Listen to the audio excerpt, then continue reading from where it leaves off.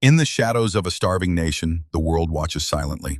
Somalia, 1993. A land torn by warlords where food is power and power is blood. The United Nations sends food, the warlords seize it. One name rules the chaos, Mohammed Farah Aidid. He is not a president, he is a predator, and Mogadishu is his jungle. The United States responds, not with speeches, but with steel. Task Force Ranger is deployed, an elite group of Army Rangers, Delta Force operators, and the 160th SOAR, the Night Stalkers. Their mission? To capture Aidid's top men and cripple his control. It was supposed to be simple, surgical, in and out.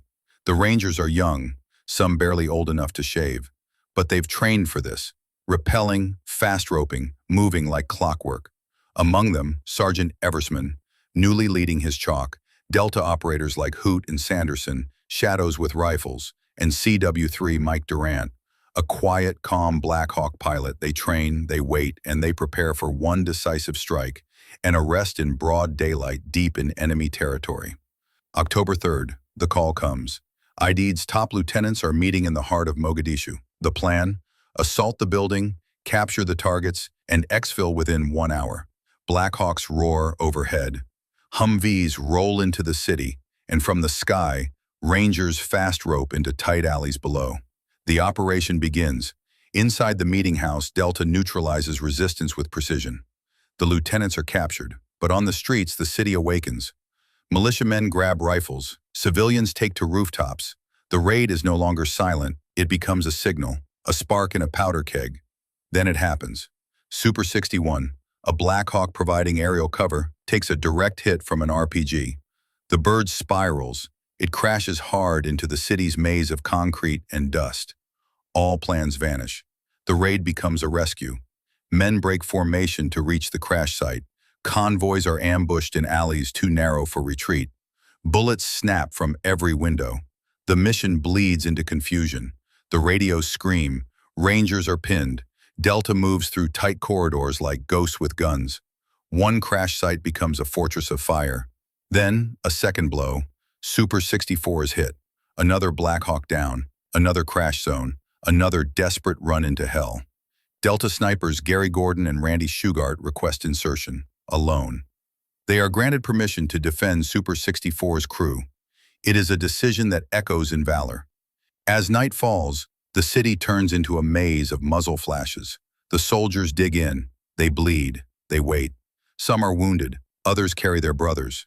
Medical supplies dwindle. Ammunition runs low. The rules of war don't apply here, just survival. Meanwhile, back at the base, General Garrison calls in reinforcements. Pakistani tanks, Malaysian armored units. A rescue convoy is forming. But the city isn't done taking.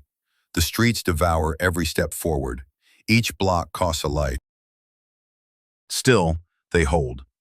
Rangers form tight perimeters around the wrecks. Helicopter crews try to extract what they can. Black smoke rises over the rooftops, visible from the sea. Bodies are retrieved, dog tags collected. Inside the wreckage of Super 61, survivors brace for another wave.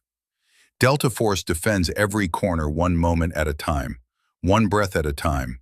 The militia doesn't stop. Convoys push through the night. Men fall and rise again. Some carry wounded friends through gunfire. Medics do what they can with what little they have. It's no longer about politics, or missions, or tactics. It's about not leaving anyone behind. Through it all, moments of quiet flicker. A letter from home, a photo of a child, a whispered prayer. These soldiers didn't ask for glory. They just want to see morning. And so, as the city prepares to swallow them whole, the survivors regroup. The rescue teams are near. The last stand is coming. But that is where we leave them. Before the final sprint, before the final sacrifice, before the climax that made history. This wasn't a victory. It wasn't a defeat. It was brotherhood under fire. It was Black Hawk down.